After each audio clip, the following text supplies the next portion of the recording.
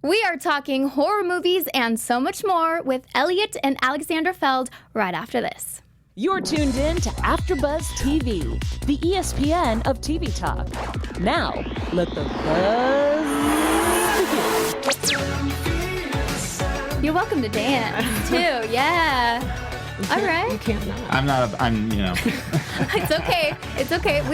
We are very comfortable here, so if you want to dance, you can, and if not, you don't have to. Perfect. It's okay. But we are listening to, what's the name of this song again? It's Don't Fear the Sun by Max Thor. There we go. Wanted to make sure that we gave him some credit. Yep. And this is what is played at the end of Killer Kate, a movie that we will be talking about right now. But like I said earlier, we are joined by Elliot and Alexandra Feld. Hi. Hi. Hey. Well, thank you so much for joining us here on Mini Spotlight. Oh, by the way, I am your host, Amy Cassandra Martinez. Hi, I'm here. Okay, so let's talk about Killer Kate because boy, was that insane. So first of all, let's start from the idea, the concept of it, and then fully executing it. Great. So originally we were working on another script called The Woods. For about a year we were in development trying to make a movie. We knew we wanted to make something in November of 2017. And as we kind of got further in development, we realized that movie maybe wasn't quite possible yet. So we started brainstorming another idea, and we kind of came up with the idea of an Airbnb-style horror film that we could make as like a grindhouse, on a low budget, limited schedule. And we actually wrote the screenplay in October of 2017 and shot it in November. So we wrote the screenplay and shot the film in under 2 months. And here we are in like a year. Yeah, that's crazy. And so I'm not going to give too many spoilers away because that would be unfair for you guys, but you can see Killer Kate in theaters, VOD, and digital HD on October 26th, correct? Yep. But I have to ask. Yes. Okay, so there's going to be blood, okay? There's blood. Just a little bit. Just a little bit. And there's this one scene where you end up on your back and someone gets hurt and there's blood. Yeah. Right? At a certain point. What does blood taste like? Is what I want to know. So fake blood, mouth blood, they have flavors. So it... Really? I don't know how many, but I think it was like a cherry. So it wasn't bad. The way it ends up in my mouth is another story. We had one shot at getting that. We had one take. And so Grant Lyon, who is in that scene with me, we were like, let's just do it. Let's go for it. And yeah. And it felt like it was like live theater because the crew and the cast and everyone was like crammed into this little basement room, and we knew we had this one shot and the pressure was on. But man, it was great adrenaline, and we killed it. It was it was so fun after like Elliot called cut and we were laughing and cheering, and it was fun. It was disgusting, but it was fun. That it was. Yeah, you had me like, oh my gosh, I can't believe that just happened. For you guys, what was it like to work together? So, you being the director and co-writer, and you being a producer as well, and of course, like on camera, what was that like? Well, we're married, so that it was very fun. It was a very unique experience. We're fortunate enough to have had kind of practice because we're commercial producers full time, and we own our own company, Feld Films. So we've kind of been able to work together in this capacity. So it wasn't totally new. We already have a shorthand in the way we work together. Yeah, I mean, it was awesome as a director because it was easy to be on monitor. She could almost like, just by the way I looked after a scene, she could kind of judge how I was feeling, or so you get those visual cues. There's definitely a second hand.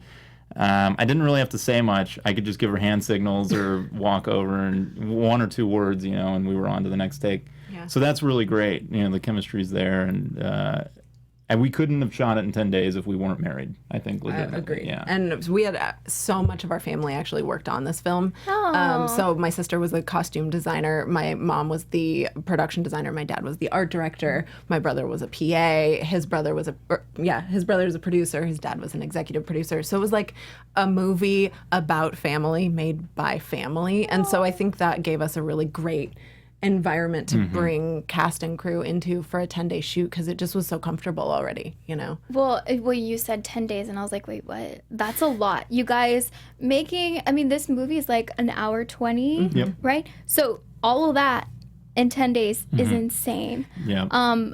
What were some things that you guys did to kind of like alleviate like, you know, the tiredness that can happen on set? Well, Dan, Yeah, you know, we a have to lot- call out Dan Ringy. Yeah, Dan Ringy was our first AD, and I mean, he was really a champion of the film, and just he really took it on his shoulders, you know, to run the set, and he was awesome. You know, the first AD is so important. He's the guy that's really running all over the place, and he made sure that I could sit on monitor and not do anything else, you know, other than direct the actors. So that really helped expedite things. And then a good crew, you know, you got to have a good crew. The DP was awesome, Dowd Sani.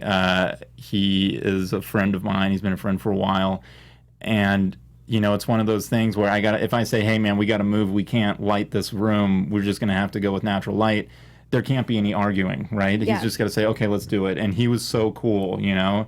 I mean, stuff that was his baby, like he'd been working on a light for 20 minutes, and I say, hey, we got to cut it on that light, we're just going to go. And he'd say, okay, let's do it, you know? And he was he was the camera operator too, so he was just ready to rock. So the crew was, you know, we couldn't have done it without such an awesome crew. Yeah. And it looked gorgeous. Like, thank you. So beautiful. And I mean, you really got every single little detail. You did. Really, guys, you really need to watch it. Now, I know that Kate, like, she's a very interesting character. And without giving away too much, you're, like, insanely strong. Like, in personality, I guess I would say. Yeah. Like, she's forthcoming from the beginning. And then at the end, we say, like, all right, she can kick some butt. What was that like for you to play someone like that, especially in a genre where sometimes women are seen as, like, the fragile ones, you know? Sure. Yeah, I mean, that was really important to us, I think, in creating this character and actually all the characters, that first and foremost, they be really real and relatable, and that sister relationship was so, so important. And I have a younger sister, so I think we kind of pulled a little bit from that and the importance of family. So just really having Kate be a fleshed out real person as opposed to just like this final girl, you know? Yes. So, Yeah. So I think a huge part of that is just due to the writing. Elliot and Daniel Moya co-wrote the film, and so fleshing out the characters, and like, didn't you really feel like each character was just so well defined? Yeah. You know, the girls were so different, and you totally believe that they are best friends, and so I think that was important, and it was a really great role I mean, this is my first feature film, and I get this thank you, this really great role. You know, she has to be a strong person, of course. Her sister's been gone. She's been caring for her ailing father. But I think the really cool arc for Kate is that she doesn't know how strong she is until she's put in that situation. So that was fun to play, and of course give me these fun prop weapons. Oh and my it's gosh, like, yeah. you know, now I think I'm an action hero, you know. So. Yeah. Well, I think I was trying to like live vicariously through you. Like, yeah, do that. So just know that you're gonna end up doing that, and that's okay. We don't judge. Just quick last little question. Yeah. I know you're not like an insanely huge fan of horror, because like I get it, they're very terrifying. They're scary.